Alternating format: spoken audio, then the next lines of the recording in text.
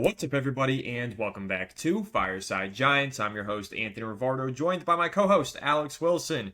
And today, Jackson Dart officially became QB1 for the New York Giants. Yep, Brian Daboll confirmed to the media today that he is rolling with Jackson Dart as the New York Giants starting quarterback, and Dart took the field for his first practice as the team starter today. Russell Wilson and Jackson Dart both spoke to the media, and they both had some very interesting quotes while speaking to the media and reacting to the big change that the Giants have made at quarterback. So Alex and I are going to go ahead and recap all of the quotes from today's practice and kind of just have a discussion about the quarterback one for the Giants, Jackson Dart, and the new QB2 for the Giants, Russell Wilson. What is the future going to look like for both of those guys? And before I hand it off to you, Alex, I'll start it off here with Russell Wilson. He spoke to the media today and said, "I'm not done." He told the media that he feels like he has plenty of football left, but at the same time, he is still committed to being a member of the New York Giants. He doesn't plan on asking for a trade. He doesn't plan on asking for a release. And he said that he is most focused on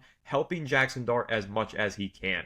That's what Russell Wilson said. And honestly, all class, all respect. I love the guy. I think Russell Wilson, again, got the short end of the stick here. I don't think he was treated fairly throughout this process of, being sent into the fire with a crappy Giants team and crappy play calling and then fizzling out and now getting benched after only 3 weeks, despite the Giants parading Russell Wilson around as this new great starting quarterback that they want to take them to the playoffs this year. They only give him 3 weeks to even get something going, and then they bench him again. I don't think it was fair, but I am excited for the Jackson Dart era, and I do ultimately think the Giants are probably making the right decision and turning the page to Dart. And it sounds like Russell Wilson does understand where they're coming from. Saying, yes, he feels like he has plenty of football, but he is here to support Jackson Dart. Alex, what's your reaction to what Russell Wilson had to say today when speaking to the media?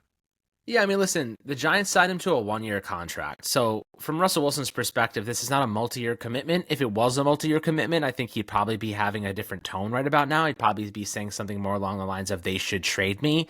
I want to be traded. I want to go play somewhere that they'll give me an opportunity. But because it's a one-and-done season, he theoretically can just sit there, cash $10 million, and not play, not get hurt, and just help the Giants do whatever they got to do while he hangs out in New York City, enjoying his life. Not a bad situation for a 36-year-old future Hall of Famer that already has more money than he knows what to do with. So from that perspective, Russell Wilson's doing just fine. From the competitive perspective, I get where he's coming from. I think that he's taking the professional approach. I think he's saying all the right things, and I commend him for that, because he absolutely could take the much more aggressive style and say, yeah, like, I thought they told me this, they told me that. But here's the thing, right? The Giants, when you look at Jackson Dart, and Brian Daboll said, we just are going with the quarterback that gives us the best chance to win. That's, a really nice way of saying, Russell Wilson, you are washed, sir, and we're willing to go with the 25th overall pick who's never played a down in the NFL before over you, and we think he's better, right? Like, that's the very unkind way to articulate what exactly Brian Daboll is saying. Russell Wilson knows what he's saying, but I think Russell Wilson also knows behind the scenes, and Brian Daboll probably told him behind closed doors, I have to make this choice. This has nothing to do with you as a player. This has everything to do with me as a coach. And I have to make this choice because my future depends on it. Even if he didn't say that, I'd be willing to go as far as to say Russell Wilson knows exactly why he's making this decision. Anthony, would you agree with that? I would 100% agree with that. And hearing what Brian Daboll had to say to the media today, it very much sounds like he's feeling the heat.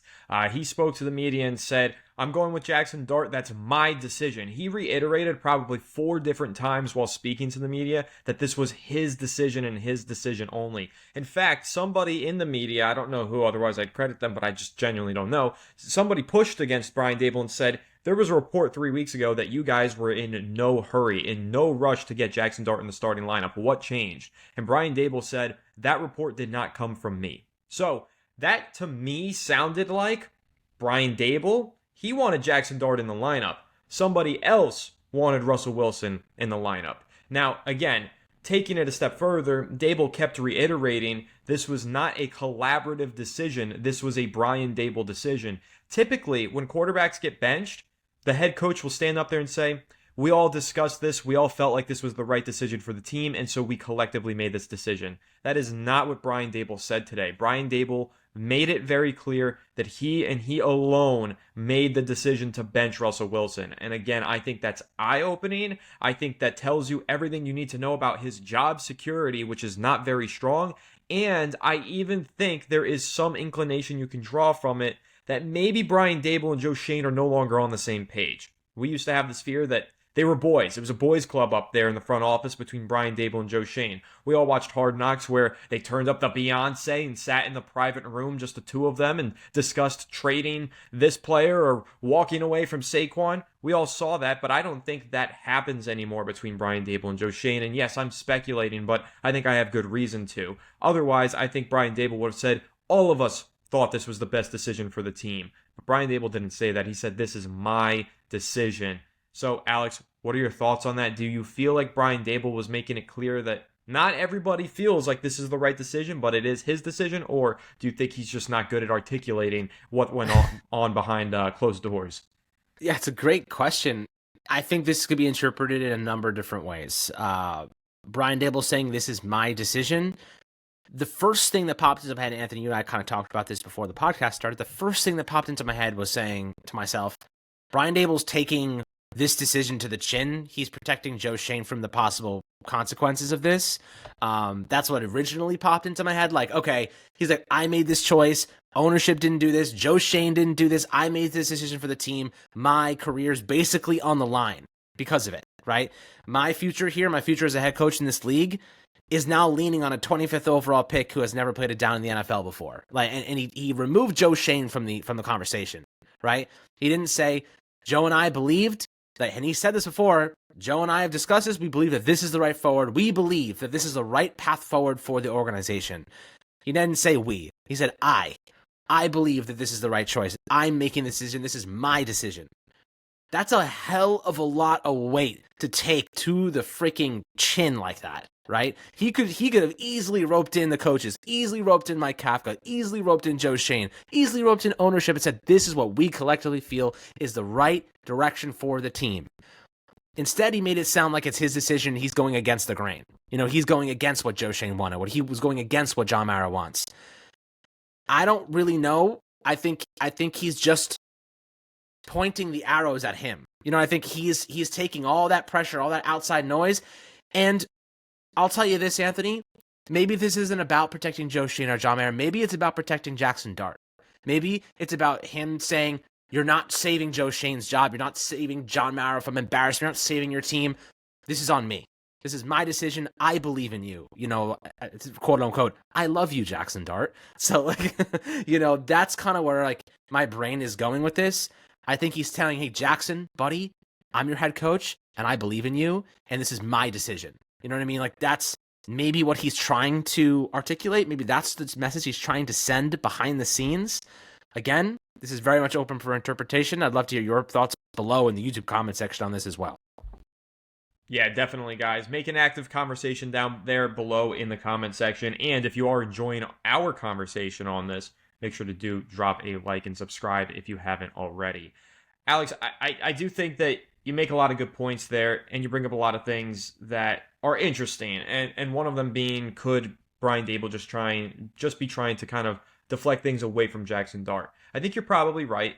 At least partially that's what he's doing. And I think it's commendable. You know, for Brian Daboll to stand up there and put a target on his back, I do think you can give him some respect for that. Now, I still think Brian Daboll by season's end will be fired. I still don't love him as a head coach. I'm still out on him now. I mean, I gave this guy plenty of support, plenty of opportunities to fix things and to get it right. And he's failed every single time. I think a lot of Giants fans feel that way. But I do have a level of respect for the way that he does protect his players. I think that's always been something that you see out of Brian Daboll. Daboll has a really good way of carrying himself in the media that allows him to be the target and deflects it off of his players. So I'll give him respect for that. I'll say that's probably what he's doing here with both Russell Wilson and Jackson Dart. He's trying to make sure that, you know, nobody's saying, hey, Russell Wilson was so bad, that's why he got benched, and, you know, dogpiling on him. Daboll's just saying, hey, I want all of the blame and attention on me. If this goes south, I want it on me. And if it goes north, way north, and if this looks like a great decision, I think he's also going to want his credit. So I think it's smart for him to kind of position himself in this way where he's taking on all of the responsibility for this decision. But I also do think there's another reading of it. The guy is desperate to save his job. I think we all felt that way when the news dropped yesterday. It's only been 3 games. Russell Wilson had 450 passing yards in week 2. Week 3, yes, he looked like crap, but so did the whole New York Giants offense. And then in week 4, he's no longer the starting quarterback. That felt desperate to all of us. And I think that Brian Daboll truly is desperate to save his job. I've heard things, and I think we've all read things. It doesn't sound like Brian Daboll has much leeway left here in that locker room, much leeway left with ownership, or even with this front office at this point. But I think as a head coach who's been touted as a great quarterback coach in the past, he would be doing himself a disservice if he didn't at least give himself the opportunity to coach Jackson Dart for a few games. Because if this thing does continue to spiral out of control, if the Giants are 0-8, let's say, in the next 4 weeks, Brian Daboll's probably not seeing it past week 10 of the season. And if he's going to sit there and just continue to coach Russell Wilson, who he didn't draft, he didn't scout, he didn't necessarily even potentially want Russell Wilson. He wanted Jackson Dart. He loves Jackson Dart. He would be doing himself a disservice. So I do understand why this desperate head coach is throwing the rookie in there. Whether it's for the best for the rookie or not, I don't know. That remains to be seen. But this is the last card, so to speak, as you said yesterday, Alex. This is the last card that Brian Daboll had left to play, and he sure is playing it. And I do want to get your take on another thing here, Alex, before you jump in there. I'm just going to add this as an aside. Sure. The players found out about this on Twitter.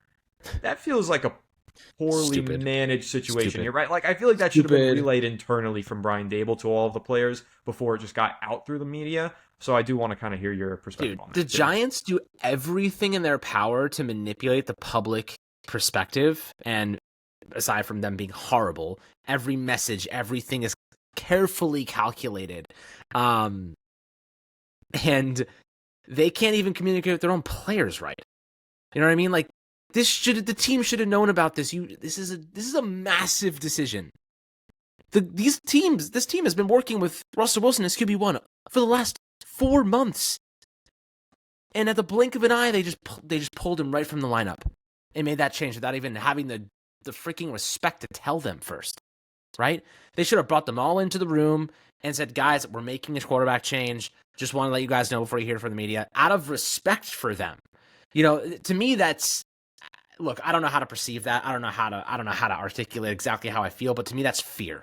Fear of their response, fear that they're going to say this or that. Like, you're blindsiding your own team. Like, that's how you lose a locker room. You know what I mean? It's how you lose a locker room. You don't communicate with them properly, and you make massive decisions behind their back. They probably knew it was coming, to be fair, but like, it's about respect. And I think that's a massive lack of respect, personally. So, but, you know, everyone can have their opinion on that, whatever. End of the day, doesn't really matter. But the one thing I will say about Brian Daboll taking this one to the chin, Anthony, and, you know, kind of came to me as you were talking there, started to kind of fester. This decision is, I think, actually, he kind of pulled the magic card out of his hat with this one, right? He said, if this pans out and Jackson Dart dominates, it's because of me. Not because of Joe Shane, not because of Brandon Brown, not because of John Mara, not because of Mike Kafka. It was me that did it. It was my decision, right? So if it flops and fails and burns in fire, he's cooked anyway. You know what I mean? He's already crispy. He's cooked anyway. But if this succeeds and this move turns into progress and wins and momentum and optimism, everyone's going to say, Brian Daboll's a genius. It's the last card to play. And I know, Anthony, of course you said, like, you think he's cooked anyway, which is totally possible. But my point being is that he's cooked anyway, but this was the only shot he had left. And maybe the perspective is he didn't want this to point in Joe Shane's direction because it could be bad. Maybe because if it does turn out good, he gets to take all the credit for making the choice. And it makes him look like the guy that saved the season. You know? So, like, he like took the negative away from Joe Shane, but he also took all the positive. It ends up being the right move. So it's like kind of a crazy political sequence happening behind the scenes in the Giants organization right now, where, like, We know Mike Kafka did not want to be here. He didn't want to be here. He was contractually bound to this team. You know what I mean? We know that Brian Daboll was told to tone it down, the crazy freakouts on the side. We know that there's political discourse happening behind the scenes within the Giants. The question is, how serious is it? The question is, what's the power complex right now? You know what I mean? Like, there's a lot of stuff going on behind the scenes we don't know about. And we never probably will until it comes out years later, like it usually does, and someone writes a freaking book about it. You know what I mean? Like 20 years from now, and Jordan Rodon's next book comes out. So, like, you know, that's probably when we'll learn about it, because they'll talk to players and coaches down the line. But right now, there is a power struggle happening within this organization. Brian Daboll taking all that pressure and placing it on his shoulders, he ends up becoming the villain or the hero here. Probably the villain, but he takes all the credit if it's a positive move. Just a crazy situation. I don't know, man. Like, I don't know what those conversations are like, but at least the Giants are fun right now, right? At least the season's like, we're cooked, right? But at least we have some reason to be bought back in just for the enjoyment of this escapade is going to be fun to watch. Yeah, are they fun? I don't know. I gotta see it on the field first. Listen, I missed two letters. Funny. Funny? Yes, they're hysterical. That's for sure. Everybody knows I love Jackson Dart. I've loved Jackson Dart since January. I wanted Jackson Dart to be a New York Giant. I'm happy that he is a New York Giant. I don't know if it's going to be easy sledding early on for Jackson Dart. I don't know if he's going to look like a good quarterback in the first few weeks of his career.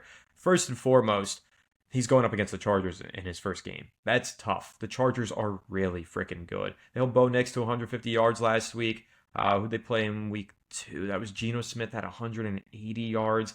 Patrick Mahomes in week 1 had 220 yards, but I think everybody, if you watch that game, the Chargers defense gave Patrick Mahomes some trouble. They give every quarterback a lot of trouble. That is a great defense, and going up against a rookie quarterback, I mean, the LA Chargers are probably licking their chops right now. They're probably thinking, let's get after this kid. Bad offensive line, rookie quarterback, only 3 weeks into the season. We're going to dominate. That's what the Chargers are thinking right now. But the Giants are thinking, well, let's get the rookie some experience. Let's throw him in there and see if he could swim. It's going to be tough, that's for sure. And that's why I think, listen, I'm going to just say this for Giants fans who might be really excited about Jackson Dart. Maybe they are fun again. Maybe he does have a great performance. But if he doesn't, it's okay. Temper your expectations and don't overreact to whatever happens on Sunday. If Jackson Dart goes out there and lights up the Chargers for 4 touchdowns, also do not overreact to that, because oftentimes you will see young quarterbacks step into the lineup and have immediate success because other teams do not have film on them. So they don't know and understand their tendencies, and they don't know how to game plan to prevent them from having big breakouts immediately. It's the Tommy DeVito thing, right? That's why we saw him have such immediate success when he entered the starting lineup. Teams did not have film on him. Then they got some film on him. Then they figured out how to game plan against him. Then he looked like an undrafted rookie. Jackson Dart could step in there, could have 4 touchdowns, and then he could come back down to earth. Or he could look really, really bad and then slowly build his way back up to being good. Whatever happens, though, all I'm saying is just do not overreact. That's it. So, and I also want to talk more about Jackson Dart and some of the quotes that he had, Alex, from today's press conference, because I thought some of the stuff he said was pretty interesting. And I also just kind of want to react to how other players were reacting to the media about Jackson Dart taking over. But before I do dive into the second half of this episode, I just want to give a quick shout out to our sponsor for today's episode, Sleeper. Want to win up to 100 times your money on game day? Sleeper is the #1 sports app with real-time scores, lightning-fast news, and daily fantasy picks that take just seconds. Choose more or less on your favorite player's stats, cash in fast, and even chat with your friends while you play. Download Sleeper today and use promo code FIRESIDE for a 100% deposit match up to $100. And Alex, I'm going to throw a couple of picks out there, see what you think about them. Tomorrow's game, Seahawks versus Cardinals. Low-key a really good matchup. 2 teams vying for that second spot in the NFC West. A couple of pretty interesting teams here. And Sleeper has a couple of boosts on some of their picks today that I really like. First and foremost, Trey Benson, the rookie or second-year running back, rather, for the Arizona Cardinals. No James Conner. His line is 59.5, but if you pick more on that, you get times 1.95. Pretty nice boost there, up from 1.76. So I'm going to throw Trey Benson's rushing yards in there, unless you have an objection to that, Alex. No, I think Benson's really good, man. I'm in it. Yeah, I know you really liked Benson in the pre-draft process. Mm-hmm. And then I'm going to go over to the Seahawks and bank on their best player. on the offensive side of the ball, arguably. Jackson Smith and Jigba, 80.5 receiving yards. If you pick more, it's boosted to 1.85 times. Now, you actually can't put two boosts in there, but I think I'm just going to make two separate picks and go ahead and run with those, not even parlay them together, just make two separate picks.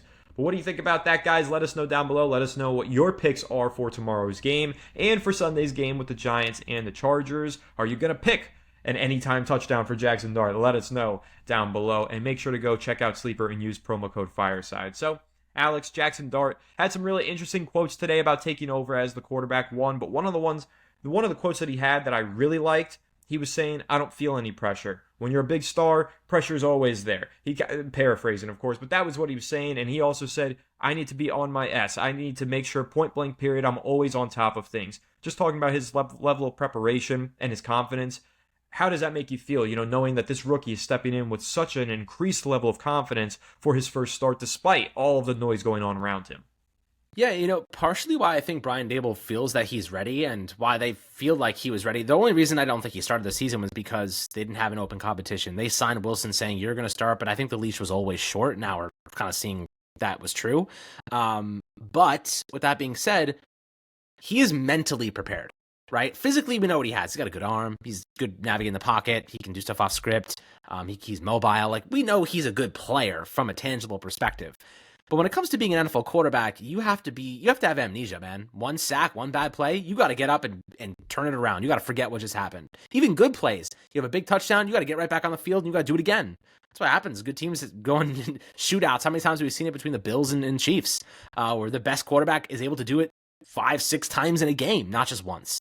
So I think Brian Daboll thinks he's ready because he's mentally strong. And he's got the confidence to get up and make a mistake and bounce right back. Being a 4-year starter at Ole Miss, that helps. You know what I mean? He's ready for the moment. He's ready for big games. He's ready to take on those challenges and execute at a high level. That does not mean he's not going to struggle. Does not mean he's not going to have some bad moments. It's about how you bounce back from those bad moments. A lot of times in the past, the Giants, they'd get into bad situations. It would compound. It would only get worse, and it would never get better. Jackson Dart, when he makes those mistakes, what is his reaction to those things? He said that pressure's always there. Well, buddy, you're in New York now. That pressure is not only there, it's following you into bed at night. You know what I mean? It's everywhere. Every corner, every screen, every single person, there's pressure on you. And the Giants, well, they know how to freaking load the pressure on. They are now depending on him to save jobs, too, on top of all of it. So the pressure's on, but I think he is mentally capable of handling this amount. It's just a matter of, does that translate to production? Does that translate to wins? Having, we talked about in today's episode earlier on that the offensive line is a little bit more situated with Andrew Thomas back. Hopefully Malik Nabers, who has a shoulder injury, did not practice today. Hopefully he's okay for this upcoming week. But, I think that he's got everything. I think Jackson Dart has what it takes to be a great quarterback. But again, there's been many players like that have just failed for whatever reason. I mean, everyone thought Trevor Lawrence would be that guy, and, he's been horrible for the Jacksonville Jaguars for the most part. So, you got to do it. You got to trust your instincts. You have to really show that stuff translates. We're going to find out, my friends, but one thing is certain, he doesn't lack confidence, he doesn't lack aura, and he doesn't lack talent. He just has to actually translate that to production. Yeah, definitely need to see him try and translate that to production, but like I said, it's going to be a tough one in Week 4 versus Los Angeles Chargers, but you're right. He's got confidence. He's got aura, swagger, whatever you want to call it. Even Dexter Lawrence said while speaking with the media today that the kid has no shortage of swagger. I saw Malik Nabers talking about Jackson Dart. He looked excited, man. Malik Nabers looks like he's really excited about the change. I don't know if that is something to read into about how he felt about the quarterback's performance the last 3 weeks, how he felt about Russell Wilson. I mean, to me, Malik Nabers always seemed excited to play with Russell Wilson throughout the summer. He spoke really highly of Russ. Russ spoke really highly of him. So again, I'm not going to read into it too much, but Nabers does look excited about Jackson Dart and about the possibility of playing with Jackson Dart, the reality of playing with Jackson Dart. Now, when will he play with Jackson Dart? Hopefully it's this weekend. But like you said, Nabers did not practice today. I do have some level of concern. It's Jackson Dart's first practice as the starter, and his top playmaker wasn't out there. That is a little bit concerning. It's not an ideal start to the Jackson Dart era, but hey, if they're back on the practice field tomorrow or Friday and Nabers is out there, it won't really matter in the long run. And as long as they get some reps in before the game, it'll be good. But there is definitely going to be an adjustment period for Neighbors and the rest of these playmakers. Jackson Dart is a very different quarterback than Russell Wilson. This offense is going to look very different. The playbook and the scheme is going to remain the same, but as we talked about earlier, Alex, on the previous episode that we recorded, the scheme was built for Jackson Dart. That much is very clear and obvious. It runs a lot of West Coast concepts that they had at Ole Miss. It has a lot of zone reads, a lot of RPOs. It attacks the middle of the field. And all of these things that I just mentioned are strengths of Jackson Dart's. They're all simultaneously weaknesses of Russell Wilson's. It's not fair to Russ, again, that he was thrown into this mess, and it's not really a detriment it's not a detriment that he's not athletic. I mean, he's a 36-year-old, and he's a future Hall of Famer. He's done everything. He's been to the highest of highs. He's climbed the mountain. He's won a Super Bowl. Russ gets all the credit for everything that he did in the past, but he didn't fit this offense. He could throw the moon ball. He could throw the deep ball very accurately, consistently. But when that was taken away, his inability to attack the middle of the field, well, that really showed up, especially in Week 3 versus the Kansas City Chiefs, because there were open receivers all across the middle of the field, and Russ wasn't seeing them. He was dropping his eyes. He was bailing on clean pockets. The pressure up the middle was preventing him from seeing what was in front of him. All those things are true, and none of those things apply necessarily to Jackson Dart. Yeah, sure, to some extent they do. If there's a lot of pressure in his face up the middle, yeah, he's going to get flushed out of the pocket. He's going to miss some reads. Every quarterback is, but it shouldn't happen as often because Jackson Dart, well, he's taller than Russ. He's more inclined to throw over the middle of the field. He's more athletic to escape the rush. I think you think back to that game against Buffalo in the preseason, Alex, where I don't know who the pass rusher was. It was a backup on the Bills, but he had Jackson Dart dead to rights. Completely had him dead in the backfield. And Dart just got really low, ducked underneath it, and somehow avoided the sack, and then threw a pass. I think they only gained a yard on the play, but they didn't lose 7 yards on the play. Russell Wilson takes a sack there, no doubt. Jackson Dart adds that to your offense. He can avoid some of these sacks. How about the zone reads? The one against the Cowboys that I've referenced several times, where the Giants have the ball around the 25-yard line. They throw Jackson Dart in the game. They run a zone read with Cam Scatterbo as his running back. Well, he hands it off to Cam Scatterbo, but he ran out to the side like as if he had the ball. The middle linebacker for the Cowboys ran 5 yards to the right with him. There was a massive hole, and all of a sudden, Cam Scatterbo was down at the 1 yard line. That is something that the Giants offense can't do when Russell Wilson's in the lineup because linebackers are not running out of position to try and prevent Russell Wilson from gaining yardage on the ground. They'll just stand there and wait for him to run into them because that's what's inevitably going to happen. So you're going to have greater rushing lanes for the running backs, for Cam Scatterbo. You're going to have more quarterback designed runs from Jackson Dart. The RPO that he's really comfortable running has now 2 running options in it. It has a handoff option, it has a keeper option, and it has the pass option. So it's a whole added element to the offense with Jackson Dart in the lineup, but this element has been there in the playbook and in the play calls. It just hasn't been maximized because they haven't had the quarterback in the offense who can actually do these things. So to me, again, when I've really evaluated this offense was built for Jackson Dart. The play calls out there on the field are play calls for Jackson Dart that Russell Wilson is running, and he's just simply not the right quarterback for the system. But now that Jackson Dart's in there, I actually do have a lot of excitement. I think this rookie could find some success early. Again, tough matchups, whatever. But I am curious to see how the dynamic of this offense changes, how the heat map, where the ball is being thrown to more frequently than where it's not, and who's getting the more targets. I'm curious to see how the dynamic of this offense completely changes now that Jackson Dart is entering the lineup. Well, the one thing going for us, dude, is that the Chargers have no idea what to expect this week. So that's the only thing. I think Neighbors is going to play. Obviously, Andrew Thomas will probably start the majority of the game, if not the whole game, going into the second week, and he came out of last week looking real good. They don't know what to expect. Jackson Dart, that system, like you said, they had to rip out half the playbook for Russell Wilson because he could not run the plays they wanted to run. This is going to be a different offense. And listen, we've talked a lot of smack about Mike Kafka, a lot of smack because, well, they were trying to force a scheme that was not built for Russell Wilson, right? And the reason they did that was because they don't want to change the whole playbook when Jackson Dart took over. They don't want the receivers to be unfamiliar with what's happening. They don't want the offensive line cadences to be off. Like, they want it to be the same playbook. They want it to be the same concepts, but they could not run half of them because Russell Wilson's not the right quarterback for it. So, looking at the situation at hand, yeah, it's going to be tough, man. Jesse Minter's defense is freaking insane. And it's going to be really tough for Jackson Dart to maneuver with this Derwin James, one of the best safeties ever. They have a tremendous team, but it's also a great test. Like we could look at this as, oh, you know what? This is such a bad situation to put Jackson Dart. Let's try to look at this in a different perspective. If Jackson Dart looks competent against this defense, he's going to mow down good teams, or rather teams that we should beat. Teams that the Giants have lost to in the past, right? Like the Panthers last year, teams that we should beat that we have lost to. Jackson Dart's going to mow them down. If he can put a competent, competitive performance up against the Chargers, I'll feel pretty good about our opposition or our chances against teams like the Saints, who the Giants tend to play down to, teams like that. Just teams that I know the schedule is really, really freaking hard, but like the Broncos are having a really tough time to start this year. Like we should be able to compete and stay in games and win some of these games if Dark can prove that. So yeah, it's a hell of a place to get your debut. It's a hell of a challenge. It's probably the worst case scenario in terms of an opposition for your first NFL action. But hell, man, if he is going into the game with that much confidence and he can hold his own, that'll be enough promise to rope me back into saying, all right, you know what, this season's lost, but this isn't about 2025. This is about the future.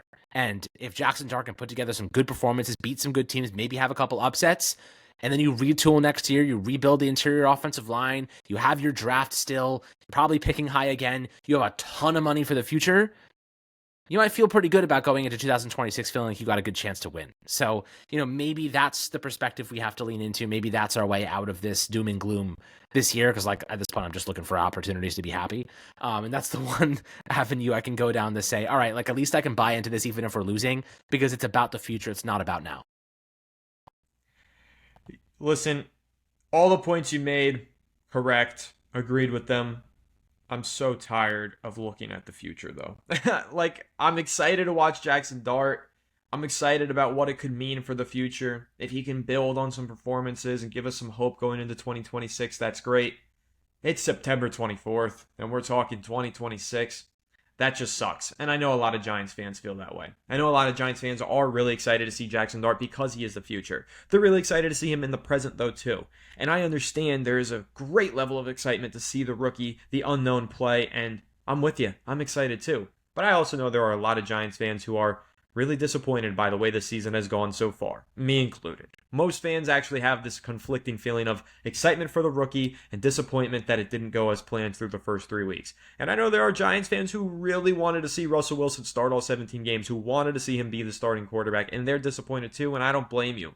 Russ is very easy to cheer for. He's a good guy, and he is a good quarterback. But at this stage of the New York Giants, and at this stage of Russell Wilson's career, he's not the quarterback for the New York Giants, as unfortunate as that might be. But the Jackson Dart era is here, guys. Let us know what you think down below in the comment section. I am super excited to see him play. I said back in January he could be the steal of the NFL draft, and I cannot wait for him to prove me right, because I think that he will. So, guys, drop your thoughts on Jackson Dart down below in the comment section. If you listen to Apple or Spotify, make sure to leave us a 5-star review. Make sure to like the video if you haven't already, and subscribe to the channel and ring the bell so you don't miss an episode that we post on the channel. And follow us on all of our social media channels at Fireside Giants. And make sure on Sunday afternoon you do tune into the channel for our live stream, as we do live react and do the play-by-play to Jackson Dart's first game of his NFL career. I cannot wait. It's going to be a total party on that live stream, so make sure that you do tune in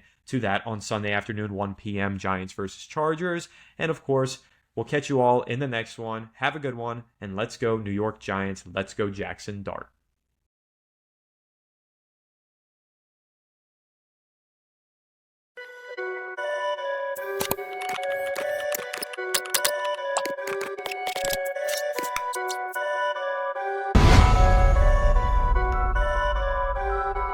Perfect.